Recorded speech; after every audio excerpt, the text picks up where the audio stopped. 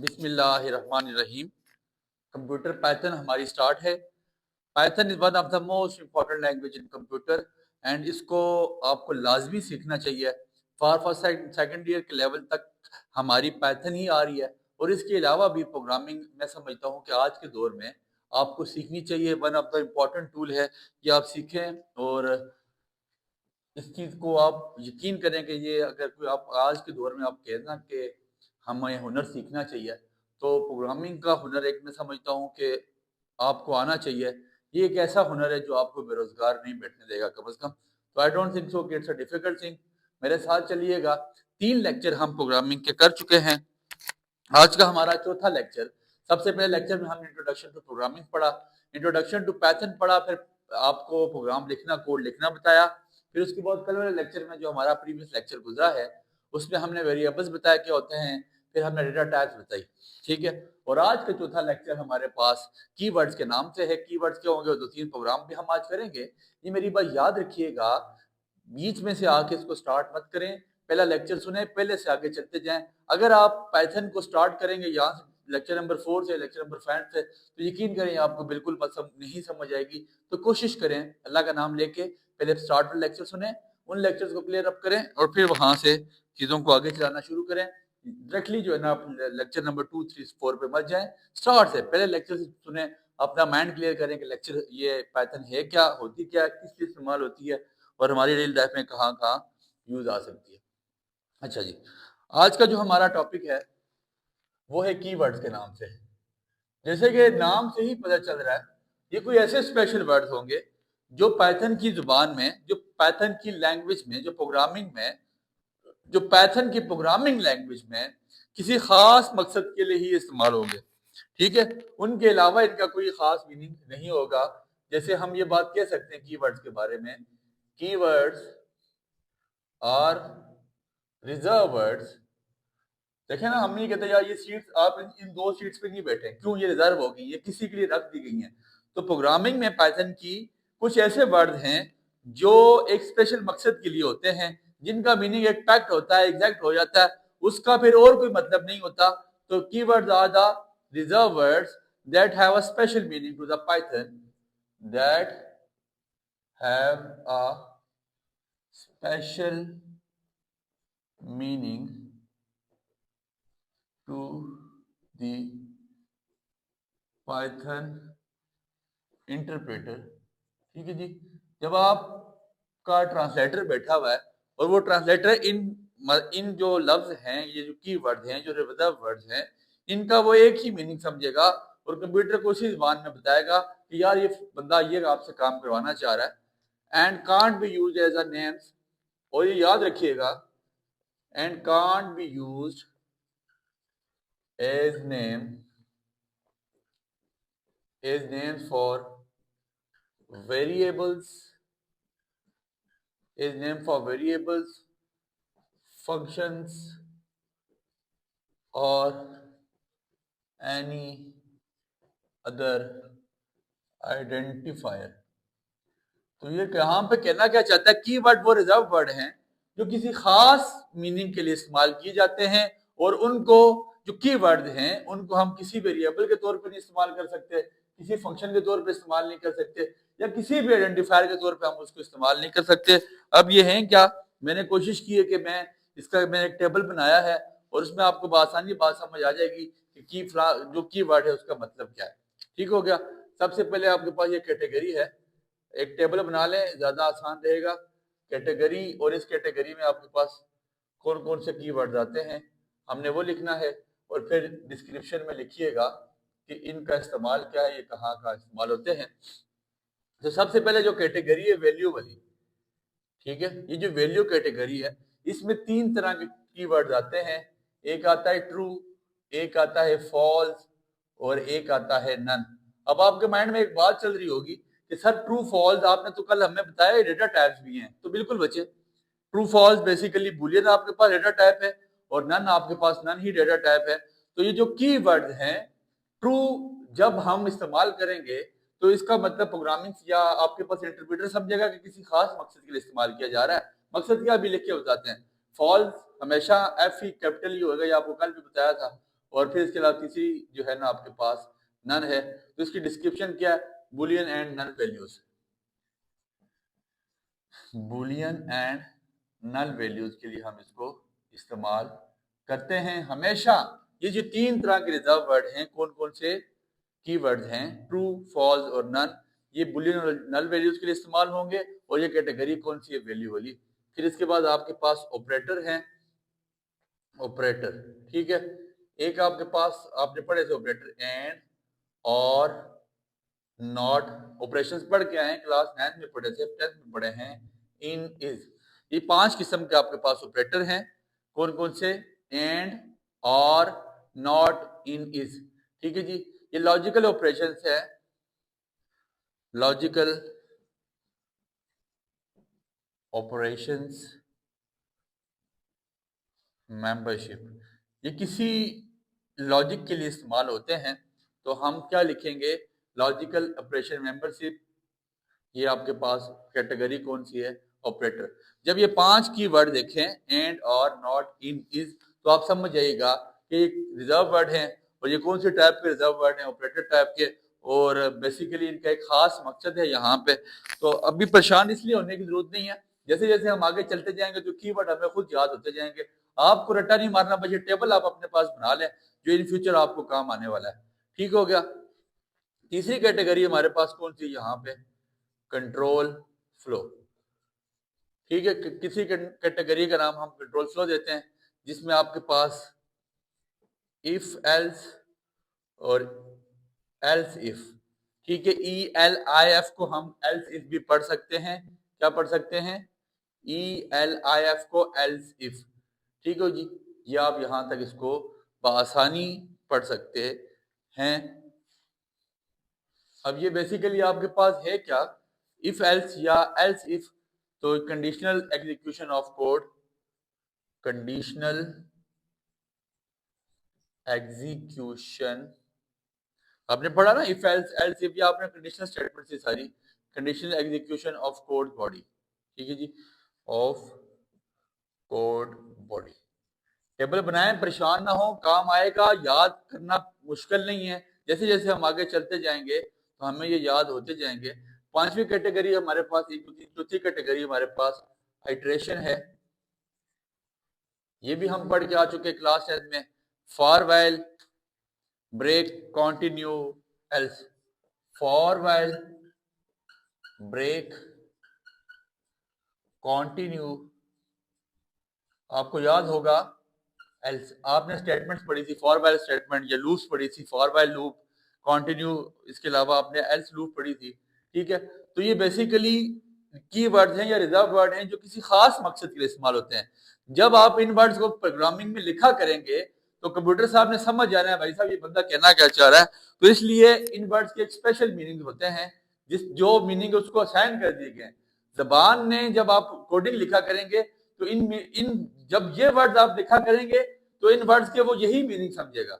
आप ट्रू लिखा करेंगे तो वो ट्रू का मतलब यही समझेगा कि बुलियन नल वैल्यूज की बात हो रही है, फॉल्स या नन की कैटेगरी में। तो उसने इनको समझना इसी में है, इसी डिस्क्रिप्शन में लेके आना है। तो लिहाजा इन वर्ड्स को आप याद रख लें। हम कोडिंग लिखते हुए जब इन वर्ड का इस्तेमाल करेंगे तो उसका स्पेसिफिक मीनिंग ही हुआ करेगा, इसके अलावा उसका कोई मीनिंग नहीं होगा। आपके पास फॉर वाइल, ब्रेक, कंटिन्यू और एल्स है। लूपिंग जो सीक्वेंस एंड डिस्क्रिप्शन क्या है? Looping through sequence. मतलब लूपिंग और सीक्वेंस का क्या मतलब है? आपने कोई चीज किसी सीक्वेंस में लिखनी है और वो चीज आपको बार बार लूप्स की फॉर्म में दोबारा लिखनी पड़ी है, तो आप उसको इस्तेमाल कर सकते हैं। फॉर वाइल को, ब्रेक को, कंटिन्यू को या स्टेटमेंट को। Looping through sequence and controlling loop flow, बल्कि एंड कंट्रोल लिख लें, and control loop flow. Loop का फ्लो इस्तेमाल करने रोकने के लिए या मतलब कंट्रोल करने के लिए हम इस्तेमाल करते हैं आइट्रेशंस के ये 4 तरह के कीवर्ड्स। इसके बाद 5वीं जो कैटेगरी मैंने बनाई है वो कीवर्ड्स हम लिख लेते हैं, इसको रेज करते हैं। 5वीं कैटेगरी के कीवर्ड लिखते हैं और फिर इसके बाद हम आज प्रोग्रामिंग करते हैं। 3-4 प्रोग्राम हम आपको आज करना सिखाएंगे। लेकिन ये याद रखें, ये अगर आप सोच लें कि यार ये याद एकदम नहीं होंगे, जैसे जैसे हम आगे चलते जाएंगे इंशाल्लाह वैसे वैसे हमें ये तैयार होते जाएंगे। बट इसमें परेशान होने वाली बात नहीं है, इजी सी चीजें हैं, कोई इतनी डिफिकल्ट नहीं होती है। डिस्क्रिप्शन। पांचवी जो कैटेगरी है हमारे पास वो क्या है? Function and class. Function and class, तो ये याद रखें। इसके अलावा भी अब आप सोच रहे होंगे सर आपने कैटेगरीज और भी आती हैं, लेकिन और वर्ड भी हैं, बट आपके फर्स्ट सेकंड के लेवल तक ये चीजें इनफ है। ठीक है, आपके पास फंक्शन एंड क्लास में कौन सा आ जाएगा? एक की वर्ड आपके पास डी एफ डेफ पढ़ते हैं कुछ लोग, क्लास या लैम्डा, LAMBDA। और ये बड़ी इंपॉर्टेंट बात याद रखिएगा, इन वर्ड्स को हम वेरिएबल नहीं बना सकते, जैसे हमने कल वेरिएबल बनाया था। लाइक हमने वेरिएबल बनाया था नेम, एज, हाइट, इस तरह के वेरिएबल बनाए थे, सम, डिफरेंस, ये सारे वेरिएबल्स हैं। जो ये खास वर्ड हैं डेफ, क्लास, लैम्डा, इनको अगर हम वेरिएबल बनाएंगे तो इसमें प्रोग्राम में आपके पास एरर आ जाएगा। तो ये वेरिएबल्स, ये जो है वेरिएबल नहीं बन सकते, ये फंक्शन नहीं बन सकते, ये आइडेंटिफायर, ये वर्ड नहीं बन सकते। इन वर्ड्स का फिर बता रहा हूं, इन वर्ड्स का पाइथन में खास किस्म का मकसद है। जब आप ये वर्ड लिखा करेंगे तो आपका इंटरप्रेटर ये समझेगा कि इस शेर में शायर कहना क्या चाह रहा है, तो समझ जाएगा कि इन वर्ड्स का मीनिंग क्या है। आस्ता आस्ता आपको मीनिंग समझ आ जाएंगे सारे। Defining function, methods and class, इसकी डिस्क्रिप्शन में लिख लीजिएगा, defining functions, method and class. ठीक हो गया सर? ये 5 किस्म की जो मैंने कैटेगरीज आपको बता दी हैं, आप इसको फिलहाल हजम करें। इसके अलावा लाजमी नहीं है, इसके अलावा आपने कोशिश करनी है, इसके अलावा आपने कोशिश करनी है जो साथ साथ जैसे जैसे हम चलते जाएं आप उसको इंजॉय करते जाइएगा। अच्छा, एक और बड़ी इंपॉर्टेंट बात है, Python is case sensitive language. ये बड़ी इंपॉर्टेंट बात है सर। अक्सर लोगों का ये सवाल होता है पाइथन कैसे केस सेंसिटिव लैंग्वेज है? अगर आपने कैपिटल TRUE ट्रू लिखा तो ये कैपिटल ट्रू को वो समझेगा कि ये कहना क्या चाह रहा है, कौन सी डेटा टाइप है। फॉर एग्जांपल ये बुलियन डेटा टाइप है या एक रिजर्व कीवर्ड है ट्रू। लेकिन अगर आपने स्मॉल टी से ट्रू लिख लिया तो प्रोग्राम में एरर आ जाएगा। फिर सुने, ट्रू के लिए जब उसने कैपिटल टी को असाइन कर दिया है, केस सेंसिटिव का मतलब है जहां पे कैपिटल लेटर इस्तेमाल करना है तो वहां पे कैपिटल ही करना है। वहां पे अगर स्मॉल लेटर का इस्तेमाल करेंगे तो मारे जाएंगे। वहां पे प्रोग्रामिंग में फिर क्या आ जाएगा? एरर आ जाएगा। आपने क्या करना है, जहां कैपिटल लेटर इस्तेमाल होगा, केस सेंसिटिव का मतलब ही यही है कि आपने फिर कैपिटल इस्तेमाल करना है। जहां स्मॉल लेटर का इस्तेमाल किया जाएगा, यहाँ कैपिटल TRUE का मतलब और है, स्मॉल TRUE का मतलब और है। इसलिए आपने कोशिश करनी है, ये केस सेंसिटिव लेटर है तो इसलिए कोई चीज खुद से चेंजिंग फिलहाल मत करें। जो जो चीज आपको लिखवाई जाएगी उसी को ही साथ लेकर चलते रहें तो बेहतर रहेगा। अपने से किसी चीज को करने की फिलहाल कोशिश ना करें। अब हम आज प्रोग्राम लिखते हैं। आज पहला प्रोग्राम अल्लाह के हुक्म से लिखने जा रहे हैं हम। ठीक है जी, प्रिंट, ये 2 नंबर का आ सकता है, सम ऑफ 2 नंबर्स। ठीक है जी, आपको कहा जाए कि 2 नंबर को सम कर लो, एक प्रोग्राम ऐसा लिखो। अच्छा, एक और चीज याद रखिएगा, 2 तरह की आपके पास, एक इम्प्लिसिट टाइप कास्टिंग है और एक आपके पास एक्सप्लिसिट है। वो आगे चल के चीजें मजीद हम उसको एक्सप्लोर करते हैं, लेकिन फिलहाल उस चीज को अपने माइंड से निकाल दें। आपको कहा जाए कि 2 नंबर प्रिंट करो और खुद से नंबर असाइन करो। इनपुट आपने खुद से असाइन करना है, इनको आपने सम करो और 2 नंबर को आप प्रिंट करके बताओ। तो सबसे पहले मैं इसको इनपुट दूंगा, वेरिएबल बना दूंगा। एक मेरा वेरिएबल क्या है? ए, इसकी वैल्यू रख दी मैंने 10। एक वेरिएबल मैंने असाइन किया, उसकी वैल्यू रख दी बी। बी वैल्यू मेरे पास वो वेरिएबल है और उसकी वैल्यू बी की मैंने कितनी रख ली? 15। पहला स्टेप प्रोग्राम का। दूसरा स्टेप, फिर तीसरा स्टेप में करूंगा, भाई साहब तुमने करना क्या है? मैंने कहा सम एक वेरिएबल है मेरे पास और सम किसके इक्वल है? ए प्लस बी के। मैंने कहा तुम ऐसा करो, सम करो और मुझे ये सम करके दो ए प्लस बी को। तो अब कमांड देने जा रहा हूँ, फंक्शन देने जा रहा हूँ, इनपुट, उसके लिए इनपुट दे रहा हूँ तो मुझे आउटपुट चाहिए प्रिंट पैरेंथेसिस ए प्लस बी। क्या ख्याल आपका, क्या माइंड कहता है कि उसको डालेंगे डबल कोटेशंस को? तो आपका जवाब आया नहीं। डबल कोटेशंस को अगर डालेंगे तो फिर प्रिंट ही लिखा हुआ आ जाएगा। हम उसको ये बात कहना चाह रहे हैं कि इसको प्रिंट करो सम को। इसको प्रिंट करो, a प्लस बी तो नहीं होगा। हमने कहा जो मेरे पास वेरिएबल सम है वो किस वैल्यू के इक्वल है, a प्लस बी के। तो जब हम उसको लिखेंगे प्रिंट सम तो वो फौरन इसको सम करके आंसर दे देगा और आंसर आपके पास क्या आ जाएगा, आपको पता है 10 जमा 15 विच इज इक्वल टू, आपके पास यहाँ पे साइड पे करके लिख लें आउटपुट, आउटपुट आपके पास कितना आ जाएगा 25। ये आपके पास प्रोग्राम था, इतना सा प्रोग्राम सर, ये 4 लाइनों की बातें होती हैं, 4 लाइनें लिखने का हमें 2 से 3 नंबर देता है। तो मैं नहीं समझता कि ये कोई मुश्किल चीज है सर। एक और प्रोग्राम लिखते हैं, difference of 2 numbers, print the difference of 2 number, 2 numbers, 2 number का डिफरेंस निकाल के बताओ जी। मैंने कहा उसको मैंने पहले वेरिएबल में असाइन कर दिया, मैंने कहा जी एक वेरिएबल रखो और उस वेरिएबल में से तुम रखो एक नंबर 15, बी तुम दूसरा वेरिएबल रखो और उसका तुम वैल्यू असाइन करो 10। और फिर उसको मैंने कहा भाई साहब, मैंने उसको इनपुट दिया, मैंने कहा इसका डिफरेंस DIFF, डिफरेंस निकालो। और डिफरेंस का होगा कैसे, उसको मैंने कहा ए से डी को माइनस कराओ, ए माइनस बी। और चौथी बात, कमांड दे दी प्रिंट, प्रिंट ब्रैकेट में पैरेंथेसिस में डिफ लिखा, ब्रैकेट क्लोज किया। अब आपके पास आउटपुट कितना आ जाएगा, आउटपुट कितना आ जाएगा, 15 में से 10 निकलेंगे तो आपके पास आउटपुट आ जाएगा 5। कोई मुश्किल चीज है सर? नहीं। आपका जवाब आ रहा है नहीं। मेरा दिल कह रहा है कि आप ये सोच रहे हैं कि बहुत आसान है, आपको शायद पढ़ाई नहीं गई, आपको शायद सिखाई नहीं गई, इसलिए आप समझे, इस पे गौर करें। प्रिंट द, अब इसी तरह print the product of 2 numbers, कोई से 2 नंबर है आप उसका प्रोडक्ट निकालो। ए आपके पास कितना है 15, बी आपके पास मैंने इनपुट असाइन, मैंने वेरिएबल असाइन किया, ए में रखा 15, बी में रखा 10 और मैंने कहा भाई साहब प्रोडक्ट करो। उसने कहा प्रोडक्ट कैसे होता है, मैंने कहा product is equal to A cross B, ऐसे ही है ए क्रॉस बी। तो कंप्यूटर समझ जाएगा ये भाई कहना चाह रहा है कि मल्टीप्लाई करो। तो मैं लिखूंगा प्रिंट, अगर मैं डबल कोटेशन डालूंगा फिर बता रहा हूँ तो मसला बन जाएगा, डबल कोटेशन डालते हैं तो हु बहु लफ्ज लिखा हुआ आता है, लेकिन जब मैंने इसको कहा प्रिंट प्रोडक्ट तो मैं इस प्रोडक्ट की कमांड, प्रोडक्ट में क्या वैल्यू असाइन की है, ए क्रॉस बी, मैंने प्रोडक्ट में क्या वैल्यू असाइन की है, ए क्रॉस बी, फौरन आउटपुट इनको मल्टीप्लाई करा के दे देगा और आउटपुट वो यहाँ पे क्या देगा 15,000 पे 10 विच इज इक्वल टू 150। समझ आ गई बात की? आप इन प्रोग्राम्स को मजीद अट्रैक्टिव भी कर सकते हैं, आप मजीद इनको अट्रैक्टिव भी बना सकते हैं। मैंने आपको बताया, एक बात कल भी समझाई थी कि यहाँ पे a is equal to B होगा लेकिन b is equal to a नहीं होगा। आपका वेरिएबल b तो है, अगर आप सोच रहे होंगे सर अगर मैं यहाँ पे लिखता प्रिंट a प्लस बी तो क्या ये आंसर आ जाता?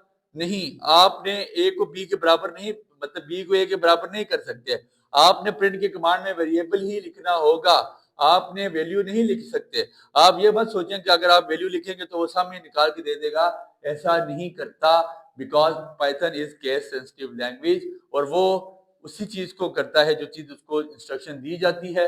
इसलिए अगर मैं इसको, अच्छा एक और बात, ये बस आप यहाँ तक, ये आपका प्रोग्राम एंड है, इसको अगर आप मजीद अट्रैक्टिव बनाना चाहे, वैसे ही हम इसको अट्रैक्टिव बना लेते हैं सम वाले को, a is equal to 10, b is equal to 15 और मैंने कहा सम किसकी इक्वल है, a प्लस बी। और फिर मैंने इसको एक और बात बोली, मैंने कहा जी द सम, मैंने इसको क्या कहा, प्रिंट, प्रिंट करो क्या, डबल कोटेशन में, डबल कोटेशन में क्या प्रिंट करो, the sum is, double quotation को क्लोज कर दो और वो किसके बराबर है, print the sum is equal to sum. ठीक है जी, print the sum is equal to sum. समझ आ गई बात की? अब जब आंसर आएगा ना मेरे पास तो आउटपुट लिखा हुआ आएगा, तो आंसर क्या लिखा हुआ आएगा, the sum is, some is किसके इक्वल है, ये पूरा प्रिंट, अब मतलब जो मैंने लास्ट कमांड देनी है उसको वो क्या देनी है, प्रिंट सम। मैंने उसको कहा जी प्रिंट क्या करो, सम, और वो समझ गया ये सम है, उसका पहले ये लिखा हुआ आएगा द सम इज, और सम का आंसर a प्लस बी है और a प्लस बी का आंसर क्या आ जाएगा, आउटपुट 25। तो वो लिखा हुआ आएगा द सम इज 25, वो प्रिंट हुआ। ये डबल कोटेशन में लिखा, ये हु बहु ऐसे आ गया। ये वही बात, एक वेरिएबल को दूसरे के इक्वल कर दिया। जब वेरिएबल, दोनों वेरिएबल्स आपस में इक्वल हो गए, वेरिएबल्स है दोनों, ये मेरा वेरिएबल है द सम इज, ये सम मेरा वेरिएबल है, एक वेरिएबल दूसरे वेरिएबल की इक्वल कर दिया। कंप्यूटर समझ गया, मैंने उसको जो लास्ट कमांड दी, जो मैंने उसको इंस्ट्रक्शन दी, मैंने कहा प्रिंट सम को प्रिंट करो, उसने समझ गया ये तो चीज, ये प्रिंट, ये वाली कमांड की ये चीज लिखी हुई आ जाएगी और सम की वैल्यू क्या है आपके पास, इन दोनों को प्लस करना। ये समझ गया था इन दो को प्लस करो तो आंसर 25 आता है, तो उसने लिख लिया द सम इज 25। तो ये अट्रैक्टिव हो गया। देखो यहाँ पे सिंपल 25 लिखा हुआ है, यहाँ पे द सम इज 25। इस प्रोग्राम को आप मजीद बड़ा भी कर सकते हैं अपनी मर्जी से, आपकी मर्जी, इसके साथ खेलते रहें, लेकिन आई डोंट थिंक सो कि आपको खेलना चाहिए। वहां पे जिस रिक्वायरमेंट का आपको प्रोग्राम आएगा आप उसको उसी रिक्वायरमेंट के साथ लिखें। उम्मीद है आपको बातें समझ आ रही हैं बच्चे, ये बहुत आसान सी चीजें हैं। कोशिश ये करें कि जो चीज लिखवाई जा रही है इसको समझें। बस पैरेंथेसिस, डबल कोटेशंस आपके पास अभी तक चले हैं, एक कामा हमने पढ़ा कि अगर सेम लाइन में हमने प्रोग्राम को लिखना है, बाकी वक्ती कोई ऐसी चीज नहीं पड़ी है। रिजर्व वर्ड में अपना दिमाग मत इंजेक्ट करें, बता दिए गए टेबल आप अपने पास बना लें, किसी वक्त ये काम आ जाएंगे। बाकी कोई इसमें नई चीज नहीं थी। उम्मीद है आपको बातें आपके दिल में घर कर गई होंगी। दुआ में याद रखिएगा। 2-3 प्रोग्राम इसी तरह सम, डिफरेंस और प्रोडक्ट के करके इनबॉक्स में या कमेंट बॉक्स में मुझे बताएं। दुआ में याद रखिए।